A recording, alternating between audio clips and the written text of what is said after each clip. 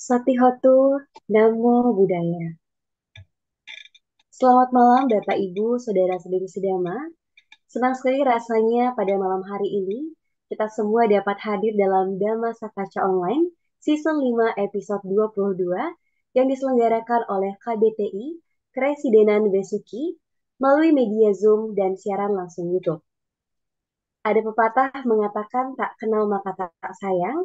Oleh karena itu, perkenalkan nama saya Aidinda selaku moderator yang akan memandu jalannya acara. Pada kesempatan kali ini, kita akan bersama-sama melatih konsentrasi melalui meditasi online yang akan dibimbing oleh Romo Yongki. Sebelum masuk ke dalam acara inti, marilah bersama-sama kita dengarkan perenungan syair Dhammapada yang akan dibacakan oleh Miss Elmi. Kepada Miss Elmi, saya persilahkan. Dhammapada Cittawaga Syair 37. Durang ngamai kacerang asari Tuhan sayang ye cithang sang sambe santi santi Rakhandana yang artinya pikiran itu selalu mengarah jauh, tidak berwujud, dan terletak jauh di lubuk hati. Mereka yang dapat mengendalikannya akan bebas dari jeratan mara. Sadu, sadu, sadu.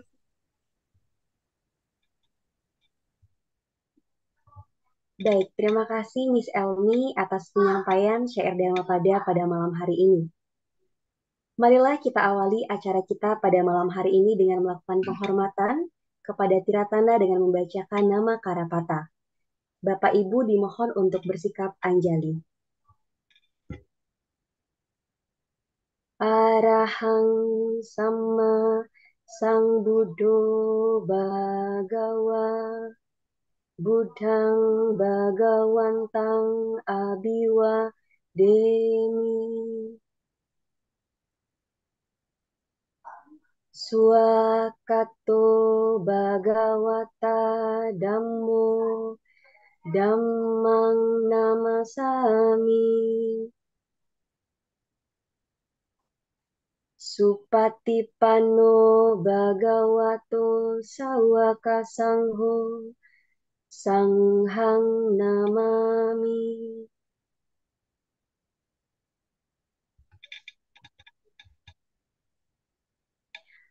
Baik, selanjutnya marilah kita simak profil dari Romo Yongki yang akan membimbing kita selama meditasi online pada malam hari ini.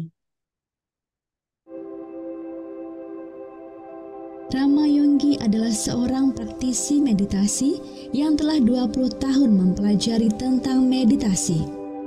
Beliau lahir di Serang pada 10 Mei 1949 yang lalu.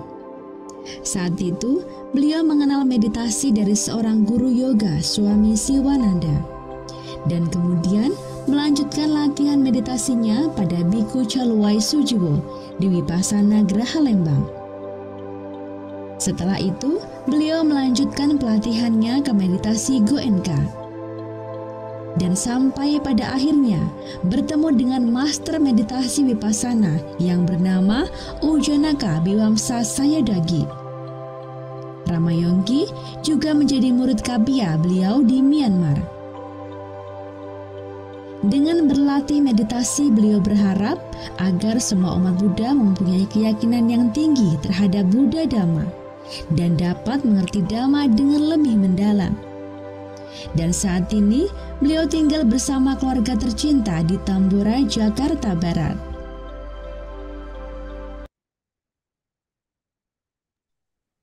Baik, demikianlah profil dari pembicara kita pada malam hari ini.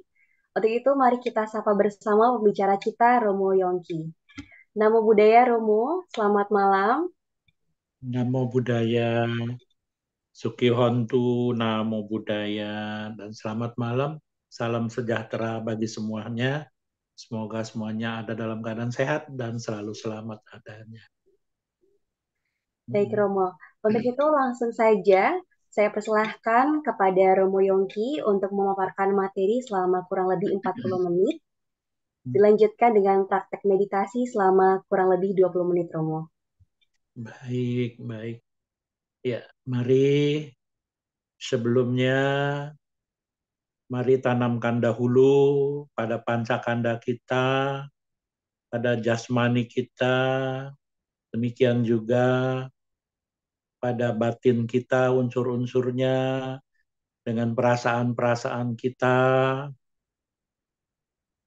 gambaran-gambaran batin kita atau ingatan-ingatan kita, pikiran-pikiran kita, dan kesadaran kita.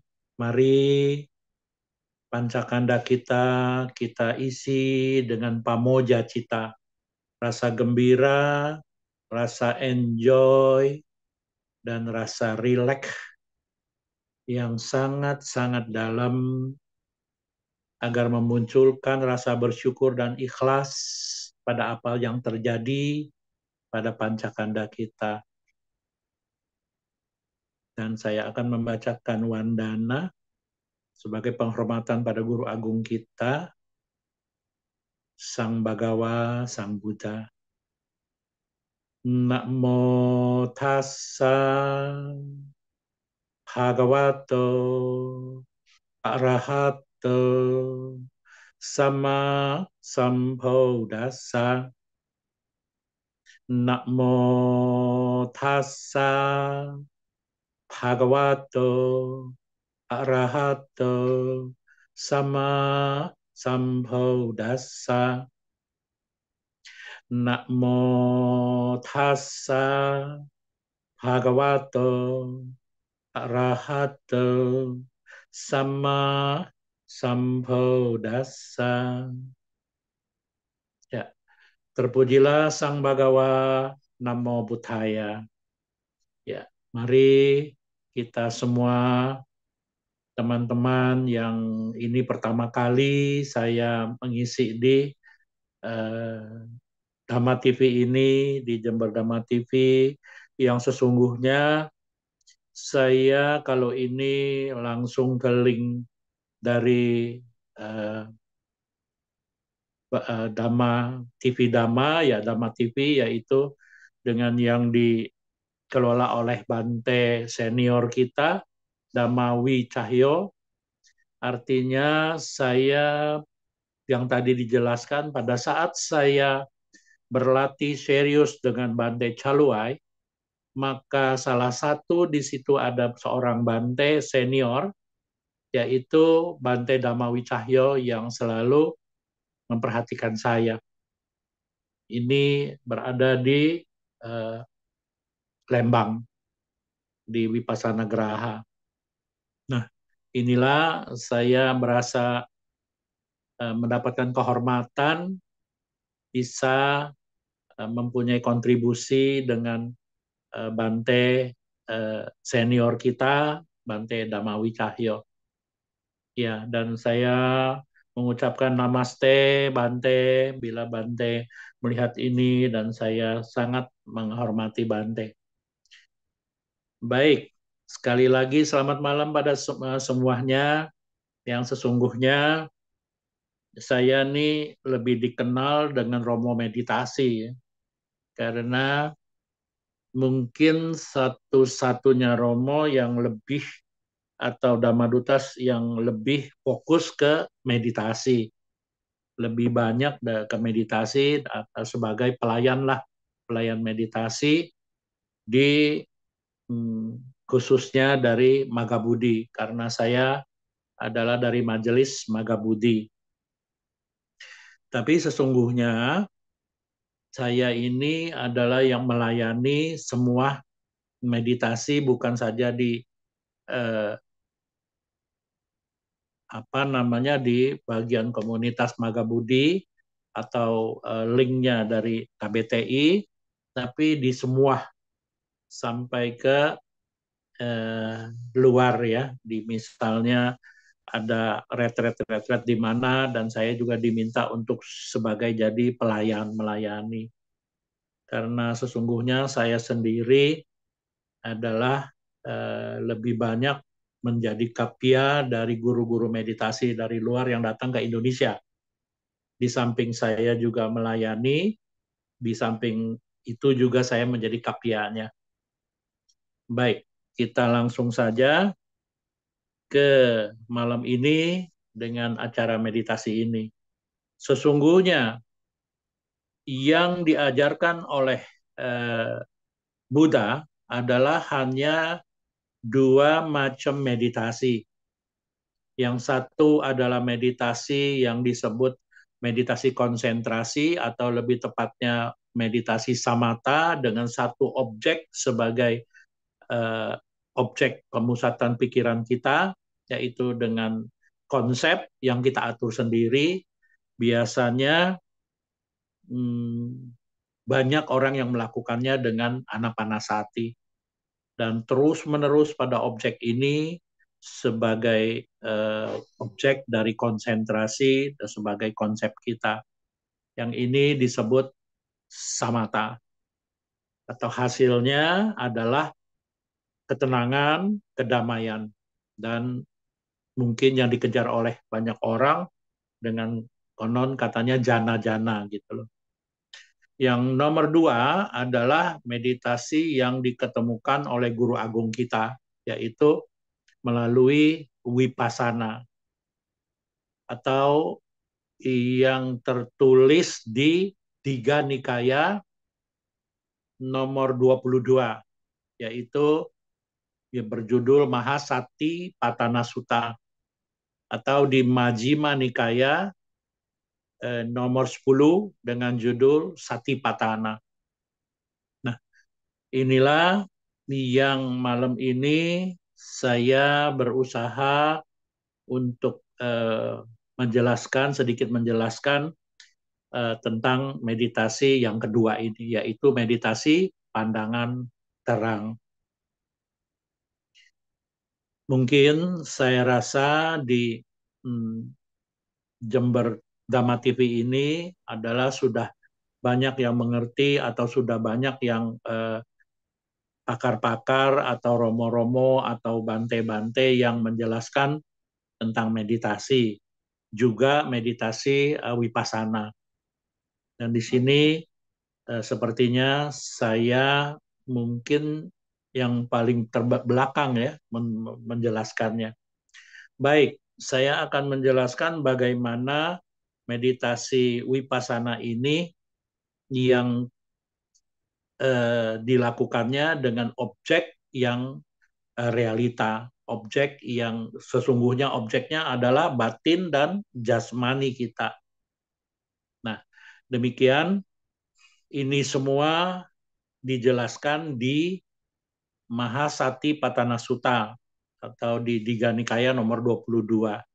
Di sana dijelaskan dalam Mahasati Patana Sutta, yaitu penjelasan dari Ekayano Ayang Bhikkhave Magosa Tanang Wisudia. Inilah jalan satu-satunya bagi semua makhluk hidup untuk menuju ke kesucian. Seperti ini, dan kita langsung saja. Yang saya tekuni ini, yang saya akan share ini adalah inilah meditasi Vipassana, atau meditasi pandangan terang, yang objeknya adalah realita, objeknya adalah batin dan jasmani. Jadi apapun objek yang muncul, maka itu dijadikan objek. Gitu. Jadi di sini objeknya bukan konsep ya. Di sini objeknya bukan kita yang menentukan. Kalau samata kita yang menentukan. Gitu. Contoh, samata kita menentukan bahwa objeknya adalah anapanasati atau objeknya kasina atau objeknya apa saja gitu loh, sinar atau warna atau apapun itu gitu. Nah, itu adalah samata. Tapi di sini adalah saya melakukannya berdasarkan Mahasati Patana Sutta, yaitu dengan berkontemplasi pada batin dan jasmani kita. Di sini ada 4 kontemplasi pada jasmani, pada perasaan, pada pikiran, dan pada dhamma. Pada jasmani ada 6, yaitu dimulai dari 1, anapanasati, 2 adalah postur tubuh, 3 adalah aktivitas tubuh kita atau sangpadanya paba, dan 4 adalah datu mana sikara paba, dari the 4 elements, bagaimana kita memperhatikan mahabhuta atau unsur-unsur yang mendukung tubuh kita. Dan yang nomor 5 adalah asubha 32, bagian-bagian yang kurang, yang busuk atau yang bisa membuat kita menjadi tidak melekat. Yang terakhir 6 adalah 9 nawakula atau 9 mulai kita meninggal sampai tulang belulang gitu, 9 bagian. Nah, ini bagaimana perenungan pada jasmani. Dan pada perasaan sesungguhnya hanya 1 gitu loh. Tapi di sini bisa menjadi banyak, bisa menjadi 108. Demikian juga yang ketiga, berkontemplasi pada pikiran, bentuk-bentuk pikiran sesungguhnya cuma 1, tapi bisa menjadi 89 sampai 121. Demikian juga yang terakhir, yang nomor 4 adalah terdiri dari 5, yaitu bagaimana 44 dan 55 dan juga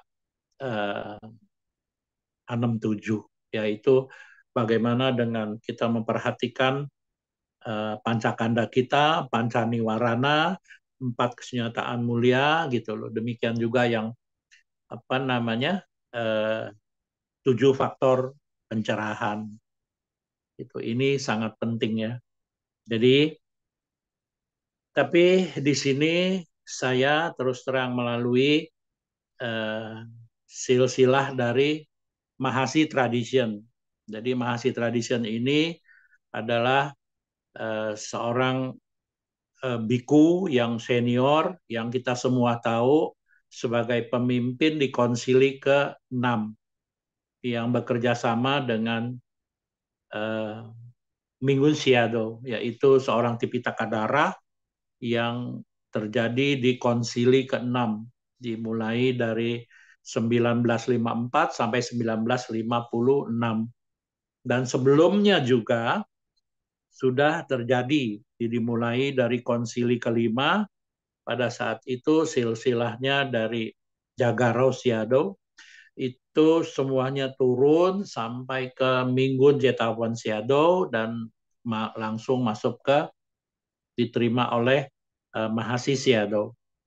Dari Mahasi Siado dan terus sampai ke konsili ke-6.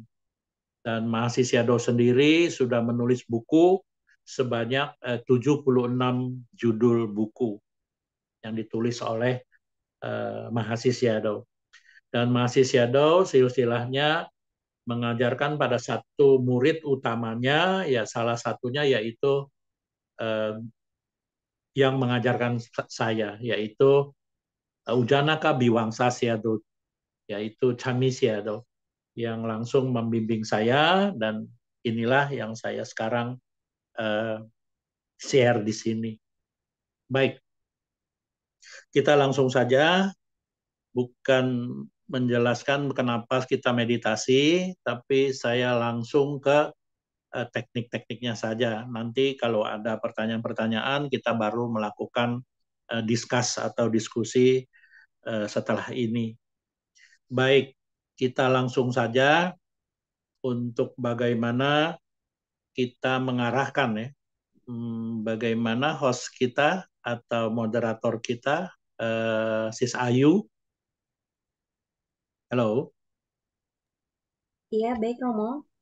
Baik, kita langsung saja dengan tekniknya langsung nanti bisa masuk ke meditasi. Setelah meditasi baru kita melakukan diskusi ya. Iya, baik Romo. Baik, iya. Baik, Ibu Bapak sekalian dan teman-teman yang terkasih, kita langsung saja memasuki pelatihan meditasi di malam hari ini. Nanti setelah ini baru kita melakukan diskusi ya. Baik, atau melakukan tanya jawab yang nanti diatur oleh moderator kita atau host kita, yaitu yang terkasih adalah Sis Ayu. Baik, Ibu Bapak sekalian, sekarang kita memasuki pelatihan meditasi di malam hari ini. Kira-kira sudah memasuki 7:30 ya. Baik, dimulai dari sekarang kita memasuki pelatihan meditasi ini. Langsung saya akan mengarahkan, langsung saya akan membimbing, mengarahkan untuk pelatihan meditasi di malam hari ini. Baik, Ibu Bapak sekalian dan teman-teman yang terkasih, ambil sikap duduk yang tegak lurus.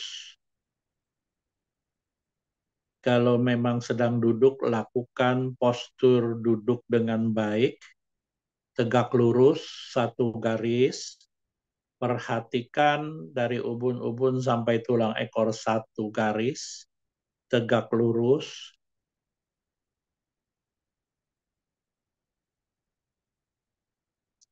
Perhatikan benar-benar satu garis.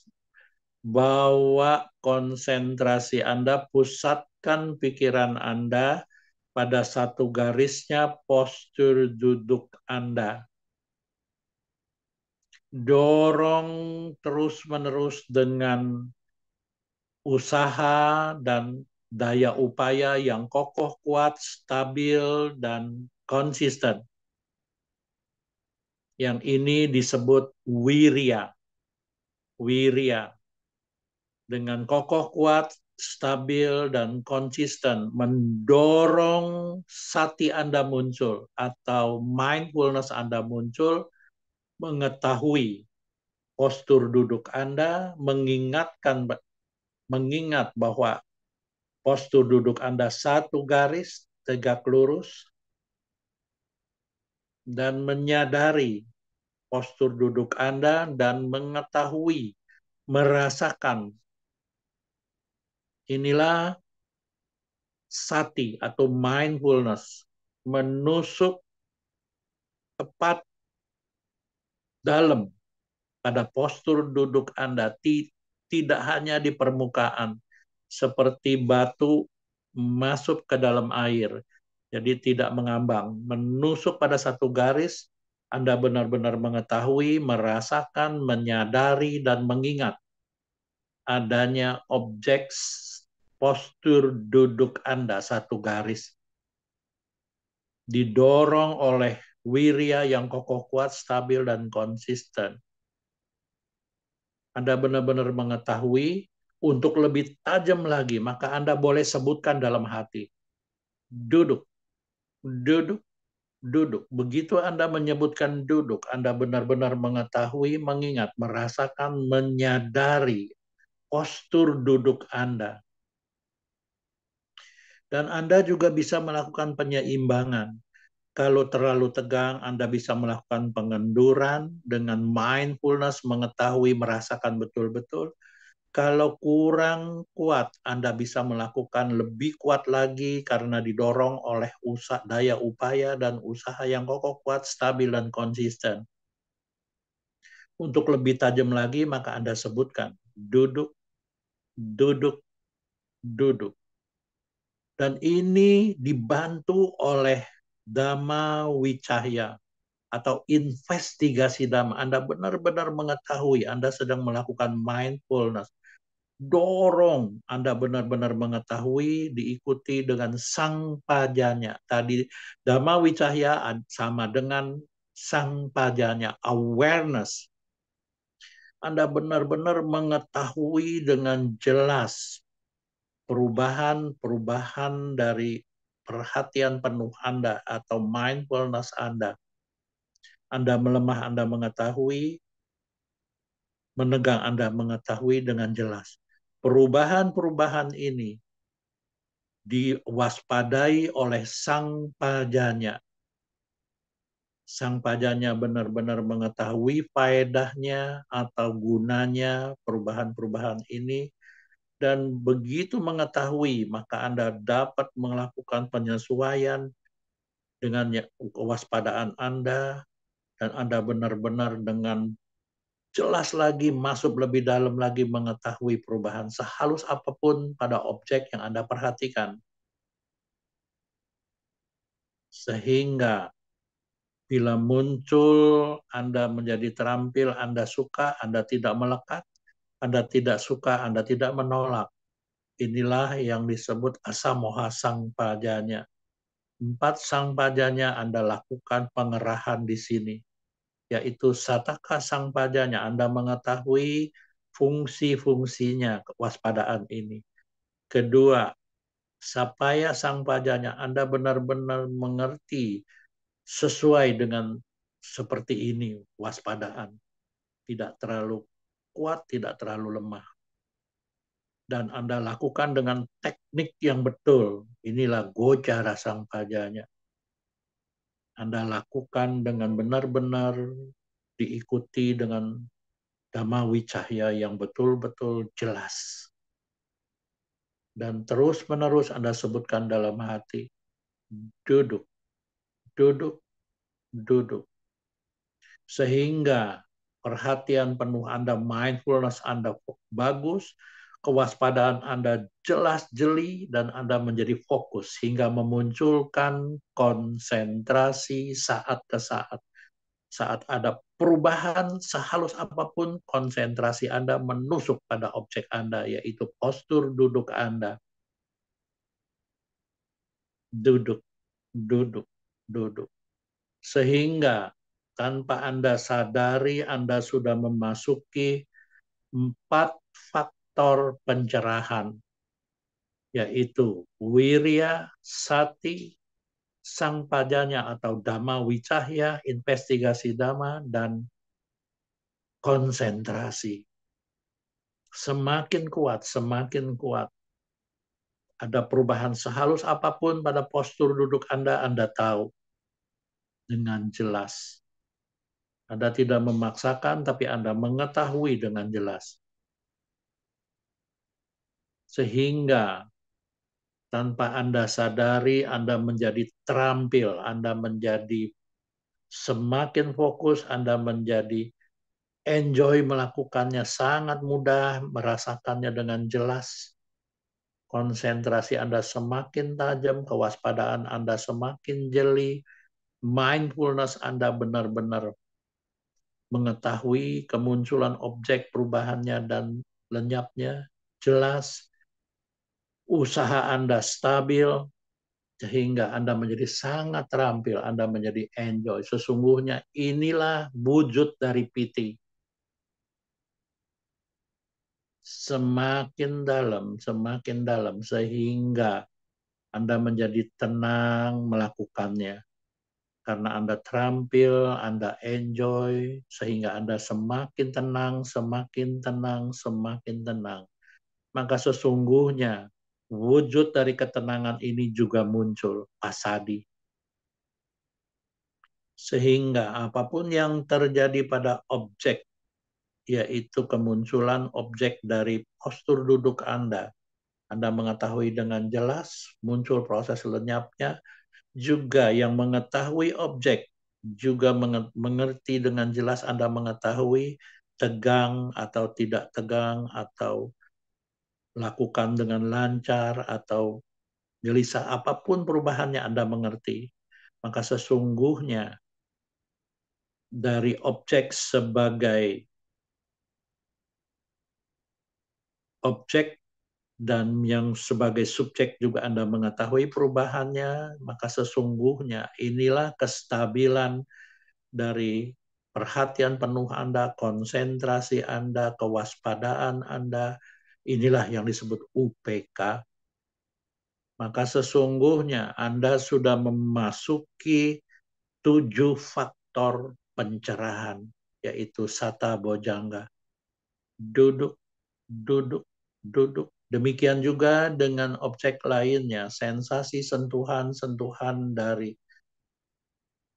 bagian demi bagian tubuh Anda. Mungkin saja dari telapak tangan kiri Anda bersentuhan dengan punggung telapak tangan kanan Anda, atau pantat Anda bersentuhan dengan alas duduk yang Anda duduki.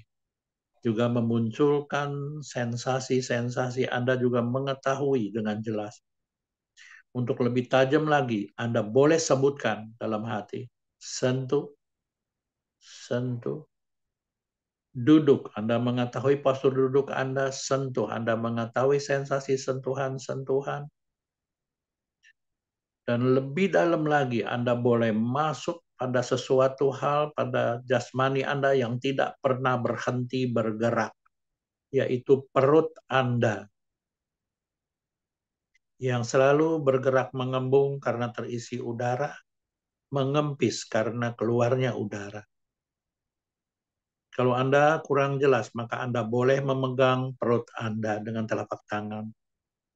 Pada saat perut Anda bergerak mengembung, maka Anda sebutkan gambung sesuai dengan apa yang terjadi. Jangan dibuat-buat, sesuai dengan apa yang terjadi. Demikian pada saat bergerak mengempis, Anda sebutkan gempis. Anda harus benar-benar cermat, tepat, dan perhatian penuh. Demikian juga Anda didorong dengan usaha atau daya upaya atau wirya yang kokoh, kuat, stabil, dan konsisten, memunculkan kewaspadaan, memperhatikan proses bergeraknya perut Anda. Dan mindfulness, Anda mengingat, mengetahui, merasakan, menyadari gerakan kembung dan kempisnya perut Anda. Untuk lebih tajam lagi, maka Anda sebutkan dalam hati pada saat bergerak mengembung. Anda sebutkan kembung sesuai dengan apa yang terjadi. Demikian sebaliknya, pada saat bergerak mengempis, maka Anda sebutkan kempis sesuai dengan apa yang terjadi. Jangan dibuat-buat. Seperti tadi, isilah dengan wirya yang kokoh, kuat, stabil, dan konsisten hingga memunculkan mindfulness, mengetahui, merasakan, menyadari, dan mengingat dengan jelas gerakan kembung dan kempisnya perut. Dan Anda juga waspada dengan perubahan-perubahan sehalus apapun, sehingga memunculkan konsentrasi saat ke saat. Atau dalam bahasa Pali disebut kanika samadhi. Untuk lebih tajam, maka Anda boleh bantu dengan sebutan dalam hati. Kambung, kambis, kambung, kambis, kambung, kambis. Demikian selanjutnya. Gerakan kembung dan kempisnya perut Anda jadikan objek mangkal atau objek parkir atau objek utama Anda bila tidak ada objek-objek lainnya muncul dominan menarik perhatian Anda. Maka gerakan kembung dan kempisnya perut Anda jadikan objek utama Anda. Bila muncul ada objek-objek lainnya, contoh, Anda mendengar suara atau pikiran Anda berkelana atau apa, bila ini tidak terlalu menarik perhatian, Anda cukup mengetahui saja, menyadari, dan Anda tetap melakukan penyebutan dalam hati gerakan kembung dan kempisnya perut Anda sebagai objek utama Anda. Kembung, kempis, kembung, kempis, kembung, kempis. Bila samar atau tidak terasa, Anda boleh kembali lagi memperhatikan duduk, sentuh tubuh Anda. Kembung, kambis, kambung, kambis. Demikian selanjutnya, bila ada objek-objek lainnya muncul dan sangat dominan menarik perhatian Anda. Contoh, pikiran Anda berkelana atau Anda berpikir sesuatu. Bila muncul dan sangat menarik perhatian Anda harus perhatikan dengan cermat dan melakukan penyebutan dalam hati. Berpikir, atau berkelana. Anda cukup mengetahui pada detik ini saya sedang berpikir atau pikiran saya berkelana. Jangan masuk pada warna cerita dari pikiran Anda. Anda cukup mengetahui Anda sedang berpikir dan mencatatnya dalam hati. Berpikir, atau berkelana. Dan pada detik yang sama, Anda mengingat kembali pada gerakan kembung dan kempisnya perut Anda sebagai objek utama Anda. Maka spontan, sekali lagi, spontan Anda melakukan pencatatan kembali pada gerakan kembung dan kempisnya perut Anda. Kembung, kambis, kembung, kambis, kembung, kambis, kembung, kambis. Demikian selanjutnya, bila ada objek-objek dari panca niwarana muncul, atau 5 perintang batin muncul, Anda harus hati-hati. Bila Anda mampu, Anda boleh mencatat atau memperhatikannya. Bila Anda tidak mampu, ada cara yang paling mudah adalah Anda kembali lagi melakukan pencatatan pada gerakan kembung dan kempisnya perut Anda sebagai objek utama Anda. Dan 5 perintang batin ini yang muncul adalah 1. Kama canda atau munculnya keinginan-keinginan. 2. Biya pada atau munculnya pikiran-pikiran yang menolak atau ketidaksukaan atau membenci. 3. Tinamida atau munculnya rasa lelah, capek, segan, dan ngantuk. 4. Udaja kukuca atau munculnya rasa gelisah, takut, cemas, khawatir, dan penuh penyesalan. 5. Wicikica atau munculnya keraguan-raguan. Bila salah satu muncul, Anda perhatikan. Bila ada cara yang termudah adalah Anda kembali lagi melakukan pencatatan mental pada gerakan kembung dan kambisnya perut Anda. Kambung, kambis, kambung, kambis, kambung, kambis, duduk, sentuh, kambung, kambis, kambung, kambis, kambung, kambis.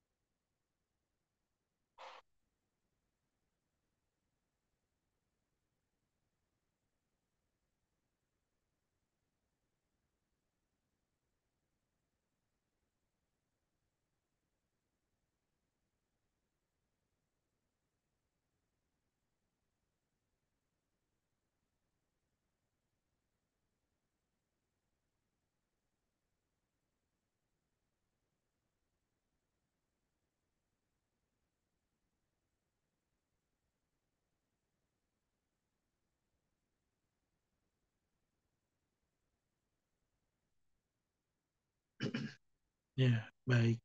Sabe satta hawantu sukitata. Semoga semua makhluk hidup berbahagia.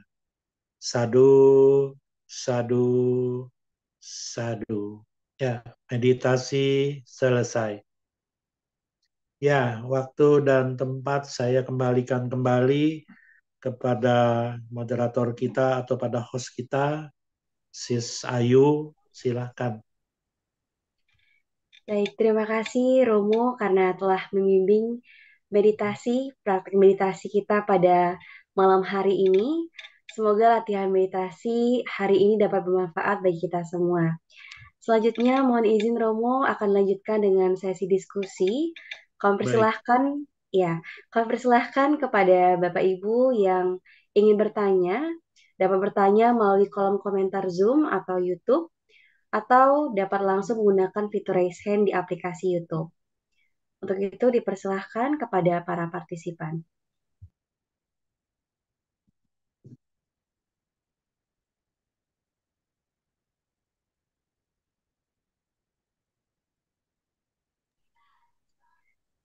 Baik, Romo, di sini saya sudah mendapatkan pertanyaan. Mungkin akan saya awali dengan satu pertanyaan terlebih dahulu, Romo. Bagaimana ketika 10 menit dalam bermeditasi ini kita banyak muncul kemalasan karena kan ya sebagai orang yang memang mungkin jarang bermeditasi konsisten itu sangat sulit karena kan pastinya kita juga beraktivitas dari pagi jadi condong pasti cenderung kita kalau meditasi itu ngantuk Romo jadi mungkin bisa diberikan tips untuk uh, Bapak Ibu partisipan yang mungkin ingin belajar bermeditasi. baik. Iya, luar biasa. Ini pertanyaannya sangat bagus dan ini memang pertanyaan ini sudah klasik ya. Seperti ini karena seperti kita ketahui bahwa sesungguhnya 98% bahwa pikiran kesadaran yang tanpa kita arahkan, tanpa kita ketahui, tanpa kita sadari, maka kesadaran ini yang selalu mengatur kita. Contoh, barusan 1 menit yang lampau, kita melakukan segala sesuatu aja kita udah lupa gitu loh. Nah, ini artinya kesadaran ini diatur atau dari kebiasaan kita, dari habit kita, dari kebiasaan kita, dari apa yang setiap sehari-hari kita lakukan. Dan di sini memang meditasi adalah untuk mempelajari, untuk membangkitkan yang 2%. Kesadaran yang benar-benar disadari dengan cermat dan mengetahui kemunculan proses dan lenyapnya. Dari 2% ini kita lakukan hingga mungkin bisa mencapai 10%, itu udah luar biasa bagusnya. Jadi kalau misalnya baru duduk misalnya 5 menit atau 10 menit udah rada bosen, ngantuk, atau pikirannya selalu orangnya ada di situ. Kalau mungkin dalam bahasa apa ya, Mandarinnya biasanya tuh bapak-bapak yang orang-orang tua suka mengatakan Jensai Sing Pucai. Oh, orangnya ada di sini, tapi pikirannya ya mungkin ada di Rujak Cingur gitu. Ya, jadi kita nggak tahu gitu loh. Nah ini seperti ini, jadi itu maklum gitu ya, kita bisa mengetahui dengan jelas karena meditasi ini sesungguhnya bukan dibilang nggak bisa gitu loh, memang agak susah. Contoh, biasa kalau kita kebaktian dimanapun, di wihara-wihara manapun, contoh pusat wihara Theravada di Indonesia, taruh dah di Jakarta lah, di itu Dhammacakka, oh wihara Dhammacakka. Setiap minggu kalau kebaktian itu nggak mungkin kurang dari 1.000 atau 2.000 orang atau 3.000 orang. Tapi begitu ada acara meditasi, itu nggak lebih dari 15 orang. Gitu loh. Jadi di sini juga kita bisa maklumi kalau meditasi ini adalah bukan hal yang bukan tidak bisa ya, bukan sangat susah, bukan. Cuma belum terbiasa. Jadi ada 3 hal yang orang tuh dengan meditasi ini sangat segan, sangat susah untuk melakukan meditasi. Satu, kebiasaan-kebiasaan dari keseharian kita.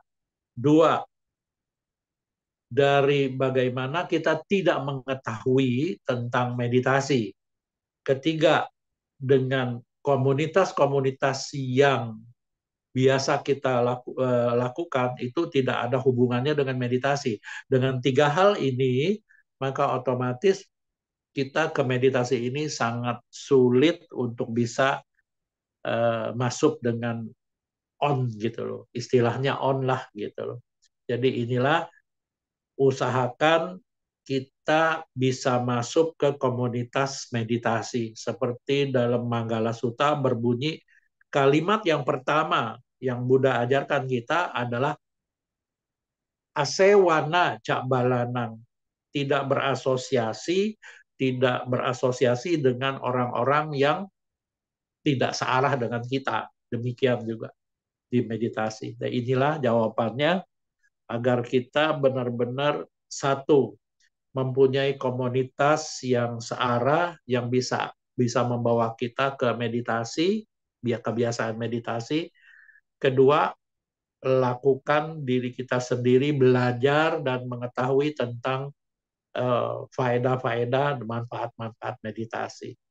Ini sangat penting. Karena dengan ini, maka kita bisa sering-sering melakukan meditasi. Demikian. Baik, terima kasih Romo atas jawabannya. Mungkin dapat saya simpulkan kalau misalnya kita ingin membentuk kebiasaan, kita harus terlebih dahulu mempelajari atau mengetahui lah faedah-faedah atau manfaat dari meditasi itu sendiri. Ya. Ya, dan tentunya kita juga bisa bergabung ke komunitas yang memang ikut bermeditasi, lebih termotivasi juga gitu ya, Romo ya. Iya. Oke, mungkin kita lanjut ke pertanyaan selanjutnya. Di sini ada satu pertanyaan lagi, di mana posisi kaki itu suka sakit kalau misalnya meditasi. Itu gimana cara ngatasinya? Karena tubuh kita tuh kan bertumpunya pada bokong, terus mata kaki kanan. Dan kita juga belum bisa membentuk posisi teratai yang pernah diajari oleh Bante Vitayano. Nah, mungkin dari Romo bisa memberikan tipsnya agar kita bisa lebih nyaman lah bermeditasi. Baik, luar biasa pertanyaannya, sangat bagus. Ini juga pertanyaan yang klasik.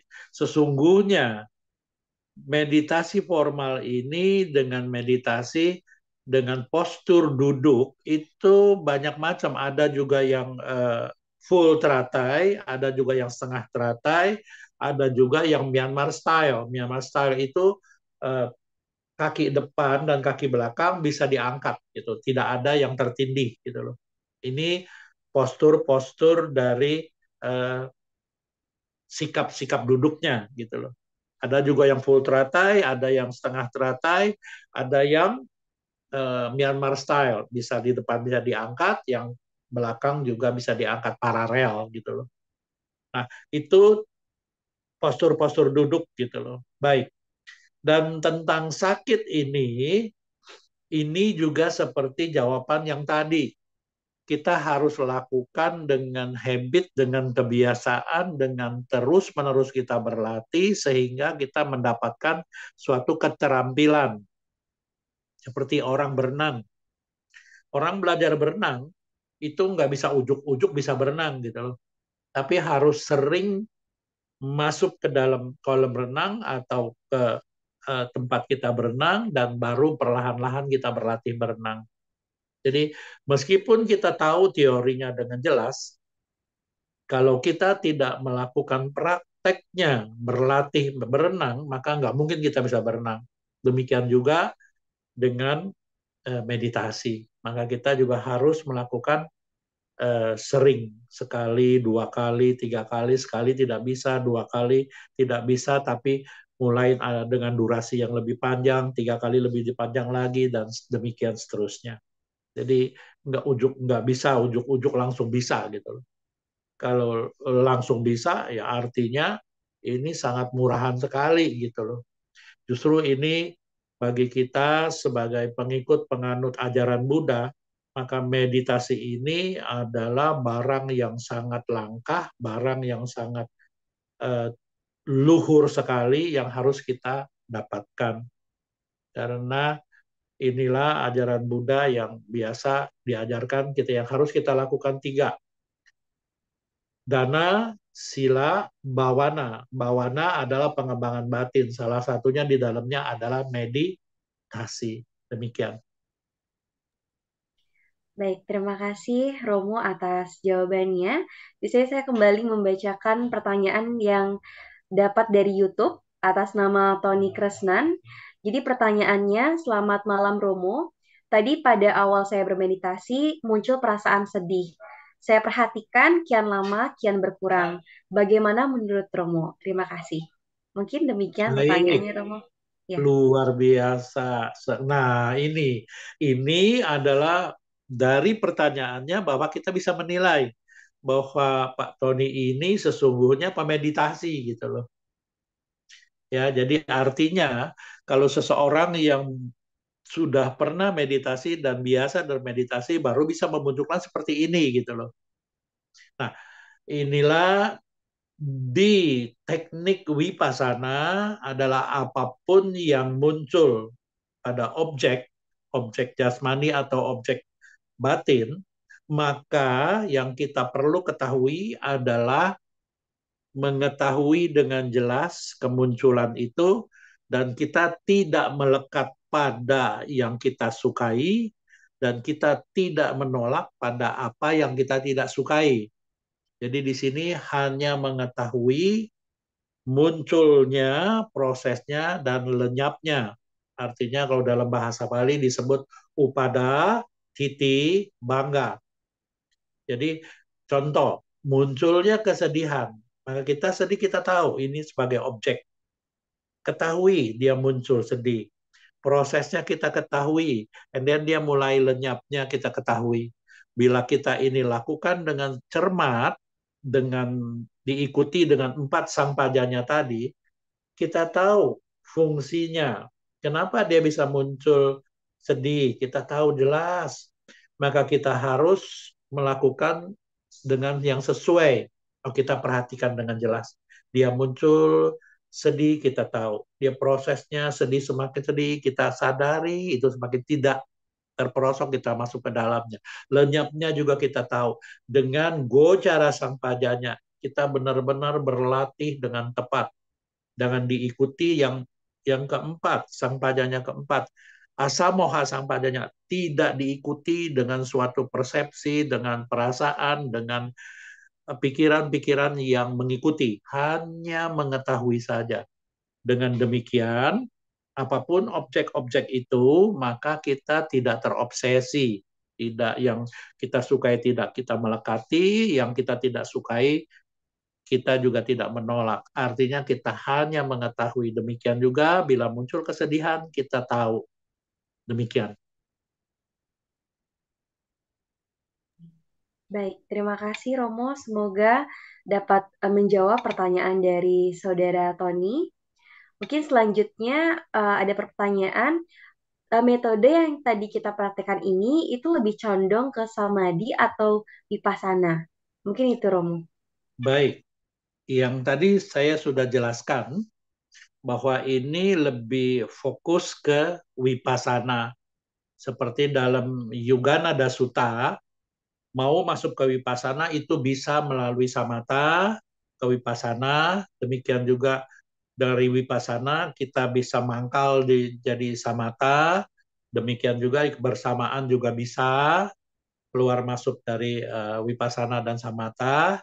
Yang keempat adalah Yuganada Sutta. Bagaimana kita direct wipasana sehingga kita benar-benar terus-menerus dengan keterampilan wipasana ini kita bisa mengerti dengan semuanya.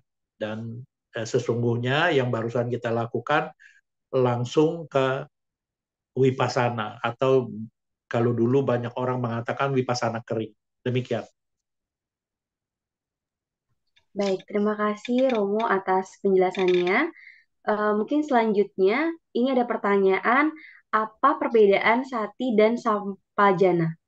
Baik. Gitu, Romo. Ini luar biasa pertanyaannya. Ini yang bertanya cerdik sekali dan ini penting ya, ini penting banget gitu.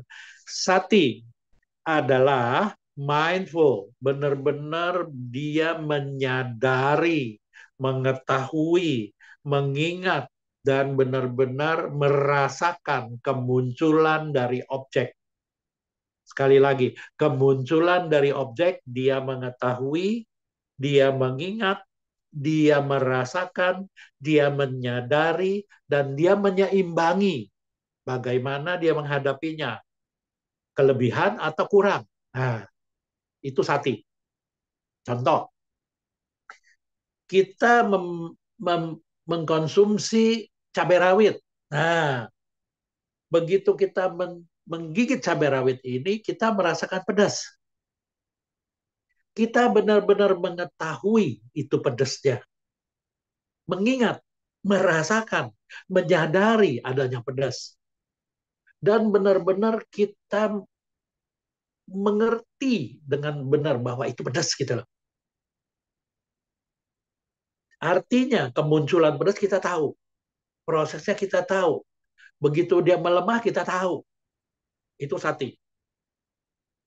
Diikuti dengan yoniso manasikara, pikiran-pikiran yang positif. Jelas ya? Sang pajanya adalah awareness, waspada, diikuti dengan investigasi dhamma atau dhamma wicahya.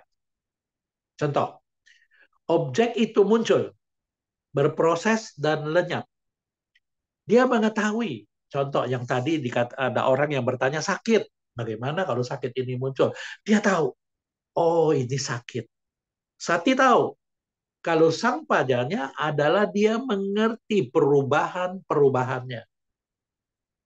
Mulai dari berubah, dia panas, dia seperti diperes, lalu seperti ditusuk-tusuk, lalu di sini dia bergetar.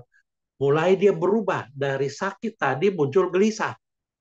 Perubahan ini sang pajanya yang mengetahui dengan jelas.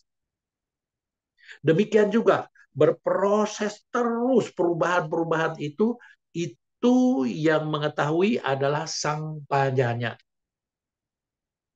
Jelas ya? Kalau tadi yang menyadari adalah sati, diikuti dengan yoniso manasikara, kalau sang pajanya benar-benar menguasai dengan dhamma wicahya, investigasi dhamma, perubahan sehalus apapun.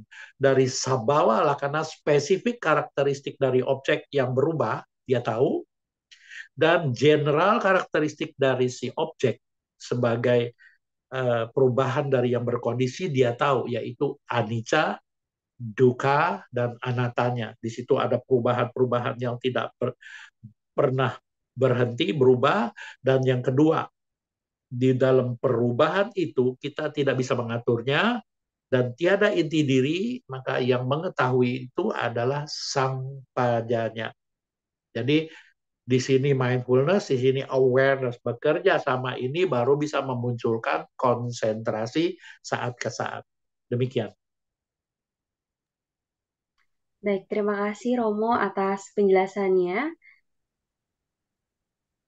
Oke, jadi ini ada pertanyaan lagi mengenai sati. Baik.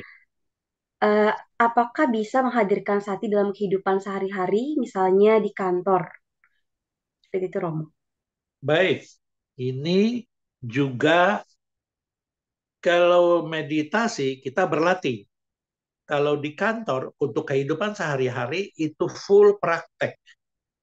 Jadi kemunculan sati dan sang pajanya ini bila dia bagus muncul maka sudah terlatih di meditasi. Kalau tidak terlatih di meditasi itu sangat langkah untuk bisa muncul. Tapi harus juga diketahui dari belajar. Jadi Contoh dalam Manggala Sutta juga berbunyi, bahu sacanca si panca. Bahu sacanca si panca adalah ini loh yang kita mendapatkan the more knowledge. Dari mana? Dari kita belajar. Dari mana? Dari kita mengetahui. Dari mana? Dari kita sering berdiskusi. Maka kita mendapatkan banyak pengetahuan. Yang nomor dua, si panca. Dengan berlatih kita meditasi, maka kita banyak sekali mendapatkan keterampilan dari experience di meditasi. Dan ini yang bisa kita lakukan pada kegiatan kita sehari-hari di tempat kita kerja. Contoh di kantor. Pada saat ada orang yang melakukan kesalahan-kesalahan pada kita, biasanya kita spontan marah, tapi sekarang kita menyadari dengan sati, dengan kesadaran yang diikuti dengan yoni somanasikara, dengan benar-benar awareness, waspada, diikuti dengan sila yang bersih, maka kita bisa mengerti segala sesuatu yang kita mau ucapkan, kita mau lakukan, maka kita menyadari kalau ini boleh atau tidak yang saya lakukan.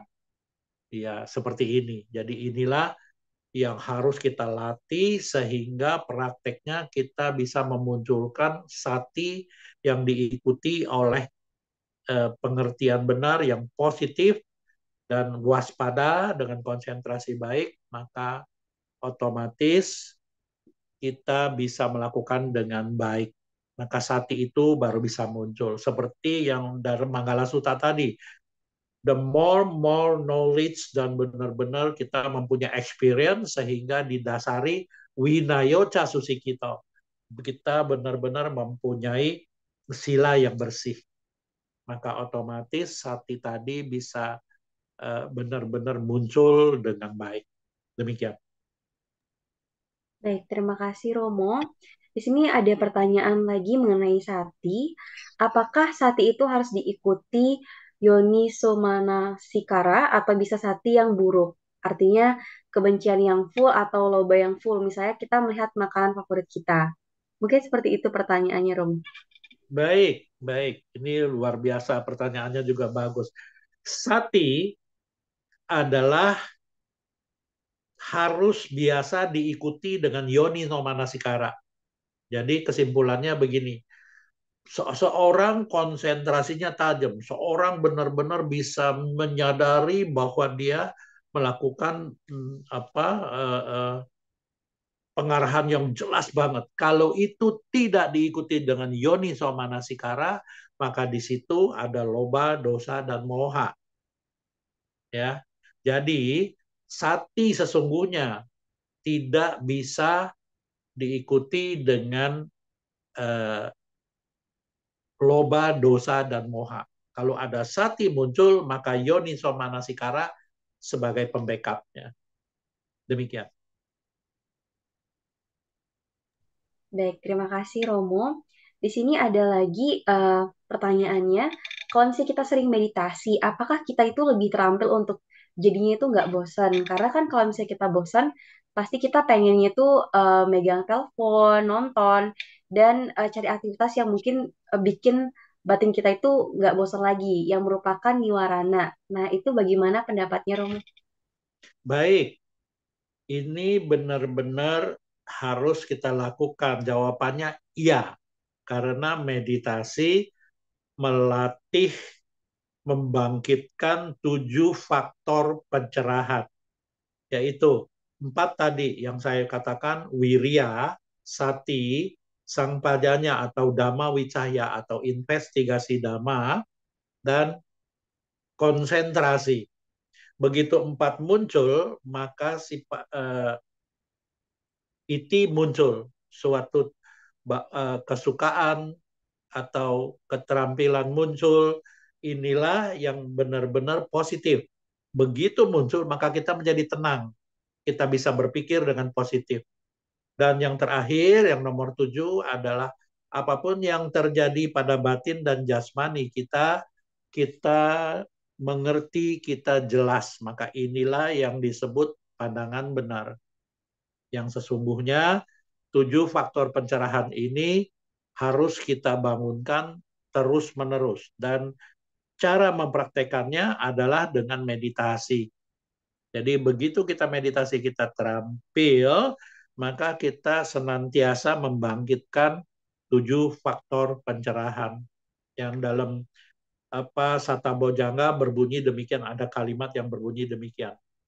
Bawita bahuli kata sangwa tantik abinyaya nibanaya cak bodia etena sacawajena sotite huatu sabada, yang artinya bila kita senantiasa terus-menerus lagi dan lagi dan lagi melakukannya dengan baik, membangunkan 7 faktor pencerahan, maka otomatis kita mendapatkan keterampilan, kita mendapatkan suatu bisa membangunkan semua kita sila kita, pengembangan batin kita, dan sehingga kita mendapatkan suatu kehidupan yang baik.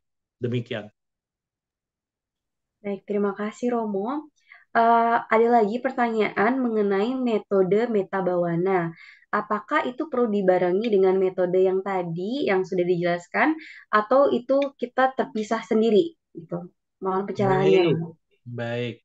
Ini juga ada banyak cara. Biasanya orang sebelum memasuki meditasi vipassana, ada dengan teknik bagaimana kita melakukan pengenduran pada jasmani kita, sehingga jasmani kita menjadi rileks, kita menjadi enjoy, dan kita merasakan bersyukur dan ikhlas apapun yang terjadi pada batin jasmani kita dengan jelas, dan kita juga bisa menerima dengan penuh sukacita, maka itu adalah meta karuna yang muncul. Demikian juga otomatis mudita dan UPK itu pasti muncul. Sehingga setelah kita mendapatkan suatu Brahma Wihara dengan baik, maka kita langsung masuk ke Vipassana. Seperti yang tertulis di Karanya Metta Sutta. Demikian bunyinya kira-kira. Teitan carang nisinowa sayanowa yawatasa weitamedo. Etang sating aditya brahma metang weihara eidamahu. Yang artinya, pada saat kita berdiri, kita berjalan, kita duduk, lying, maka kita terus-menerus berperhatian penuh dengan sati sang padanya yang baik, didasari dengan Brahma Wihara, Meta, Karuna, Mudita, dan UPK. Maka dengan seperti ini kita lakukan, maka kita mendapatkan batin dan jasmani kita penuh dengan cinta kasih dan kasih sayang, dan empati, juga kita bebas dari segala macam kebencian-kebencian, dan kita lebih wise. Demikian.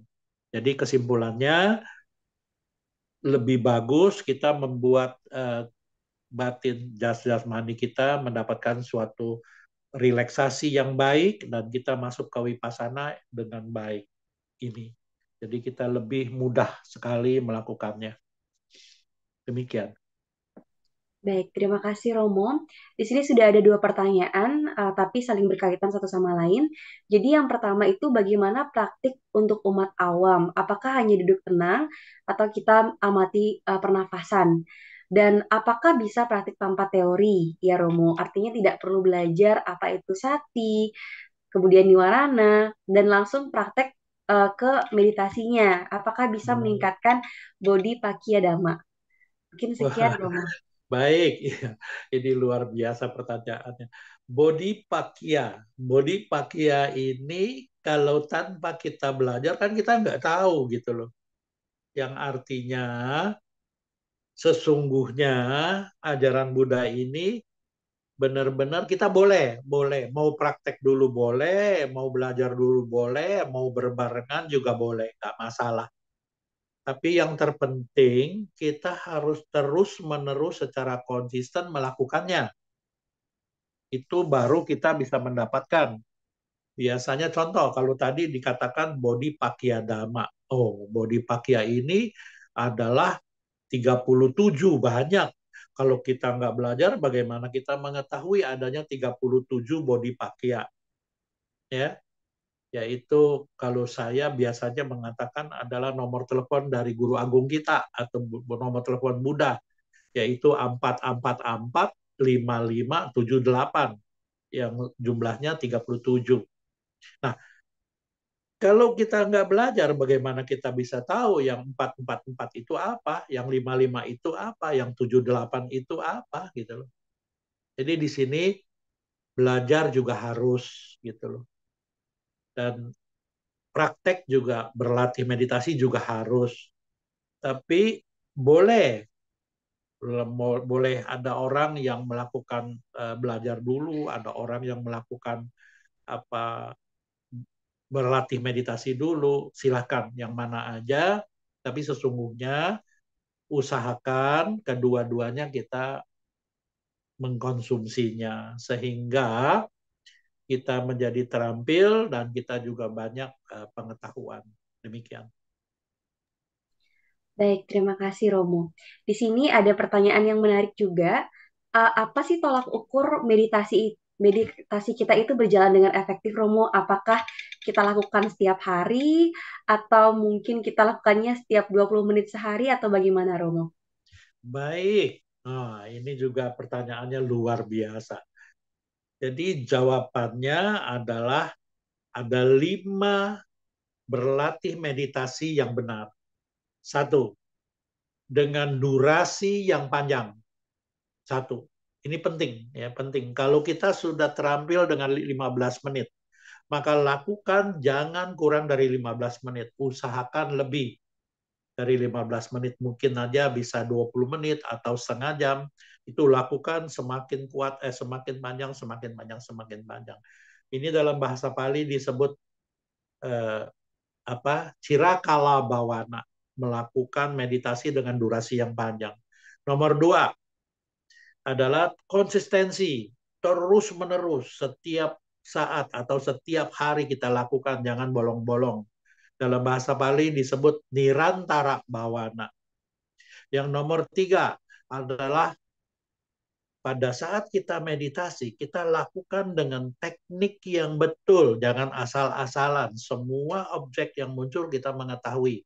Atau dalam bahasa Pali disebut nira wasesa bawana. Yang nomor 4 adalah kita melakukannya dengan tepat, cermat, dan perhatian penuh. Atau dalam bahasa Pali disebut sakica bawana. Yang nomor 5, ini sangat penting, adalah pada saat kita berlatih meditasi, maka kita lakukan dengan enjoy, dengan sukacita, dengan gembira. Jangan merasa keterpaksaan. Atau dalam bahasa Pali disebut abhirati bawana. Nah, bila kita lakukan dengan 5 hal ini, maka otomatis kita mendapatkan suatu keterampilan dalam meditasi dan kemajuan yang sangat cepat. Demikian. Baik, terima kasih Romo. Di sini ada juga pertanyaan, kalau misalnya kita bermeditasi itu lebih baik kita fokus tujuannya atau kita lebih fokus kepada prosesnya, Romo? Baik, ini juga bagus ya. Sesungguhnya tujuan before dari meditasi kita sudah tahu harusnya. Karena sebelum meditasi kita sudah tahu. Contoh lah kalau kita lagi sakit nih, kita ke dokter. Ya nggak mungkin ya kalau kita lagi sakitnya sakit apa nih gitu. Contoh. Nah kita ke dokternya ya nggak mungkin. Semisal seorang lagi kita sakit, seorang laki-laki, kita nggak mungkin dok pergi ke dokternya bagian ke obstetri atau ke ginekologi gitu loh. Enggak kan gitu loh.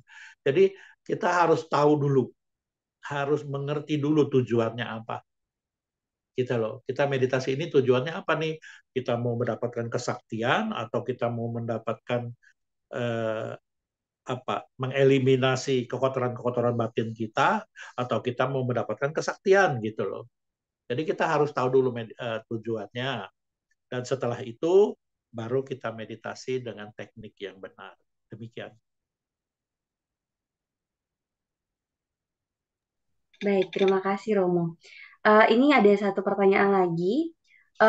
Seandainya kita itu bermeditasi dalam kondisi mungkin batin kita lagi sedih, Romo.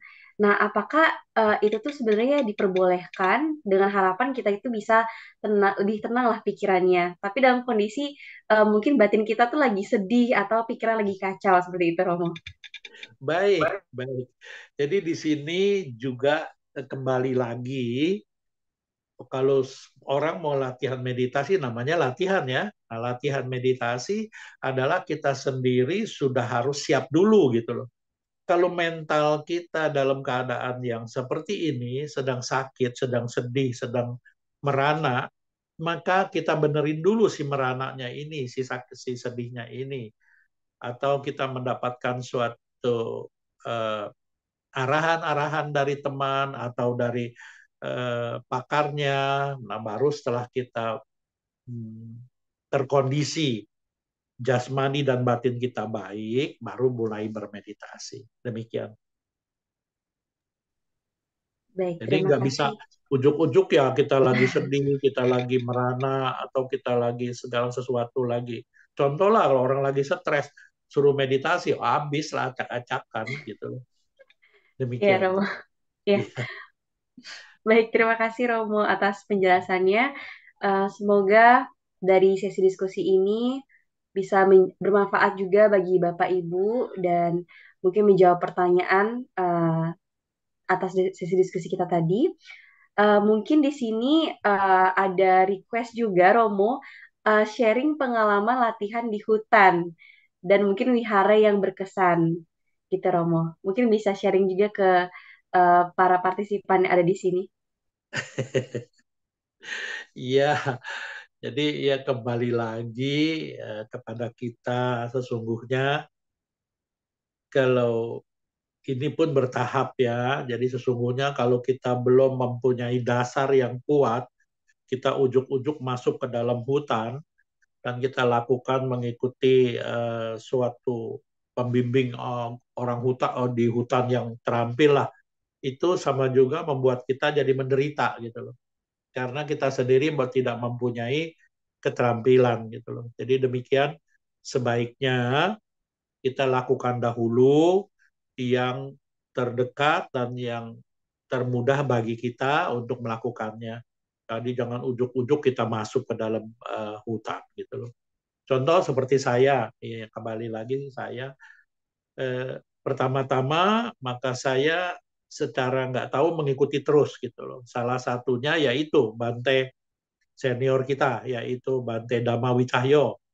Itu juga entah itu tahun berapa lah, saya nggak tahu. Beliau juga masih muda, saya juga masih muda. Pada saat itu Bante ada di Vipassana Geraha dengan Bante Chaluai. Dan itulah saya juga mulai berlatih di sana gitu loh. Jadi demikian juga setahap demi setahap terus menerus kita lakukan sampai saya mendapatkan suatu guru meditasi yang tadi dijelaskan, yaitu Ujanaka Biwangsa Siado. Beliau salah satu murid utama dari Mahasi Siado. Dan kini masih ada guru saya, yaitu usianya 100 kurang 3 tahun lagi 100, yaitu 97 tahun. Nah, pada saat saya berlatih di hutan, itu pertama-tama saya datang ke Myanmar dengan hanya membawa baju yang saya pakai, satu setel, dan di tas satu setel. Udah, karena ini perintah dari guru saya. Dan hanya bawa uang 1 juta rupiah. Dan begitu masuk ke Myanmar, maka saya ditabiskan menjadi seorang biku, dan saya baru hari pertama, kedua, ketiga masih enak, masih ada di center kota, masih enak di Yangon, di Kabaye. Hari keempat subuh saya dibawa ke hutan, kira-kira perjalanan 1 jam lebih lah. Saya masuk di hutan, Nah, mulailah pada saat itu eh, 1 bulan sebelum 1 bulan itu saya udah rasanya mau pulang, bahkan mau nangis gitu loh. Sangat menderita karena cuma ada jubah yang dikasih yang dipakai sama jubah satu, udah nggak ada apa-apa lagi, cuma dapat kelambu satu, mosquito net, satu tikar bakal ditapang tidurnya, lalu satu ember, satu gayung, dan satu senter, satu payung, udah nggak ada apa-apa lagi. Dan kalau orang yang belum berlatih dasaria yang kuat masuk di sana bisa stres gitu loh. Nah itu contoh saya sebelum sebulan itu saya nangis, saya aku gitu loh. Nah demikian, tapi setelah itu setelah lewat beberapa bulan baru saya merasakan rasa yang sukacita, rasa enjoy, dan saya melakukan dengan lebih serius lagi. Demikian. Jadi sesungguhnya pengalaman-pengalaman saya itu di tahun pertama, lalu di tahun kedua saya dipindahkan ke perbatasan Tiongkok atau China yang di perbatasan dengan Yunnan atau Kunming. Di sana udaranya dingin, tapi di hutan juga gitu loh. Dan di sana saya berlatih lebih serius, dan pada tahun kedua setelah selesai 2 tahun saya pulang, itu berasa saya nggak mau pulang gitu loh. Tapi memang udah diharuskan pulang ke Indonesia, maka saya pulang. Demikian. Itulah pengalaman-pengalaman saya. Di samping itu masih banyak lagi pengalaman-pengalaman saya di hutan sana. Demikian.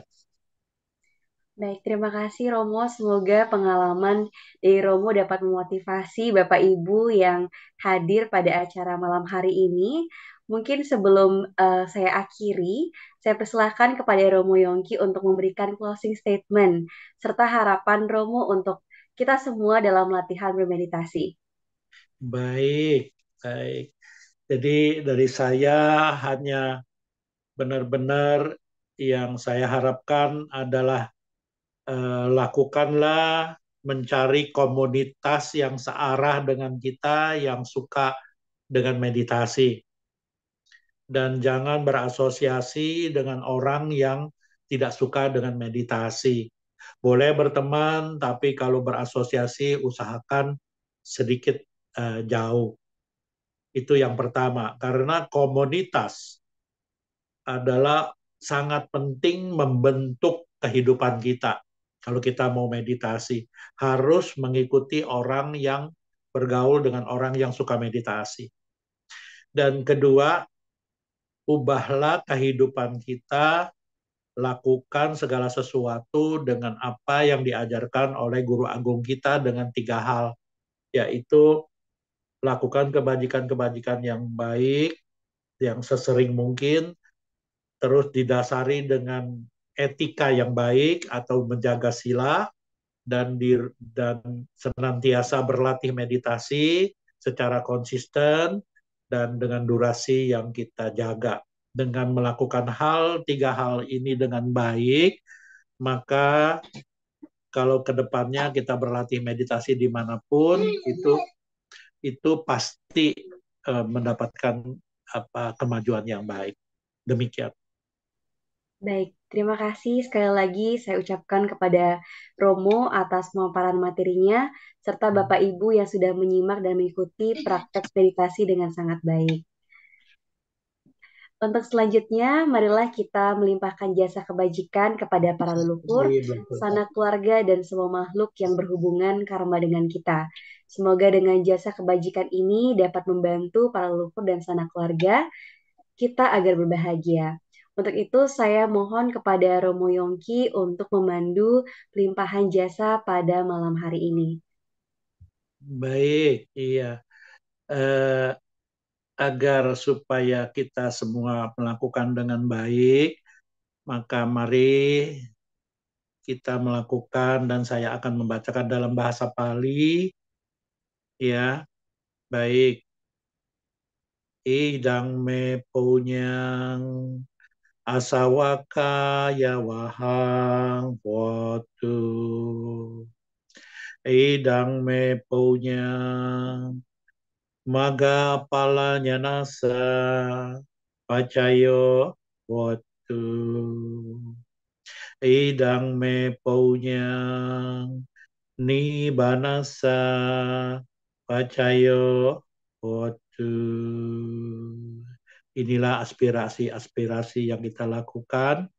Semoga dengan kita berlatih meditasi ini, maka sedikit demi sedikit bisa melemahkan semua kekotoran-kekotoran batin kita. Dan semoga dengan berlatih meditasi ini, maka pala atau jalan dan buah dari keberhasilan pasti kita bisa menerimanya.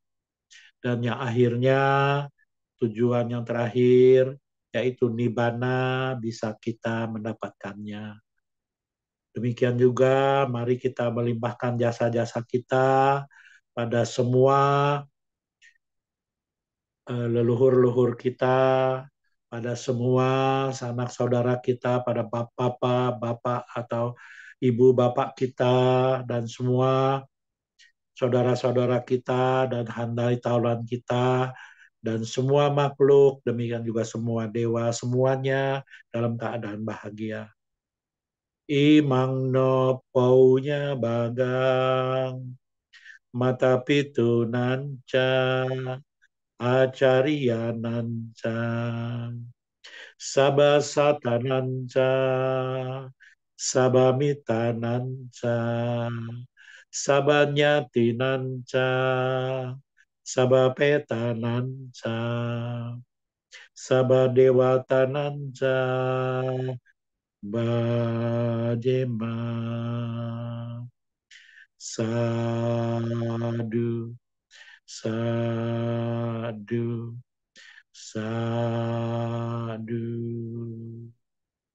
Baik, akhirnya sabe sata bawantu sukitata. Semoga semua makhluk hidup berbahagia.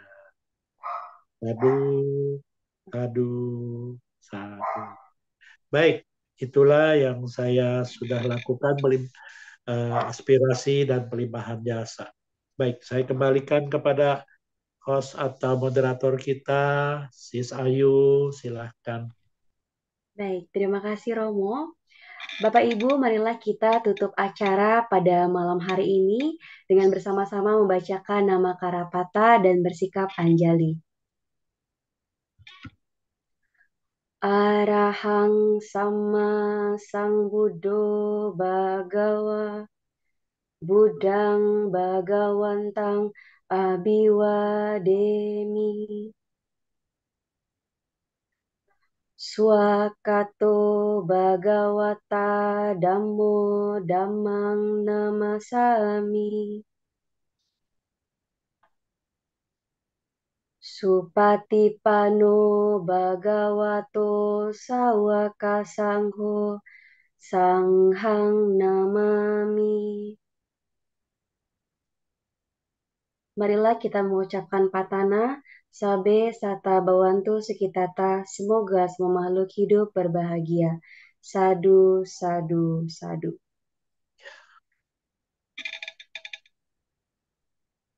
Baik, terima kasih. Saya ucapkan kembali kepada Romo Yongki atas kesediaannya membimbing meditasi pada malam hari ini. Terima kasih banyak Romo. Terima kasih pula kepada Bapak Ibu, saudara-saudari sedama yang telah ikut serta dalam Dhamasa Kaca Online. Sampai jumpa di Dhamasa Kaca Online berikutnya dan selamat malam. Selamat malam. Semoga semuanya dalam keadaan sehat, selamat dimanapun berada. Semoga semuanya bahagia. Sadu, sadu, Sadu, sadu. sadu, sadu. Terima kasih Romo. Sama-sama.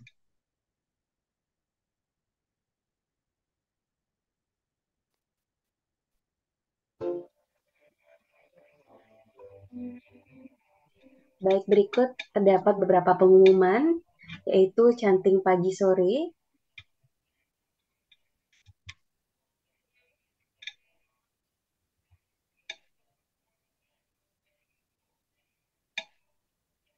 Kemudian Bapak Ibu juga dapat memesan batik di nomor yang sudah tersedia di slide.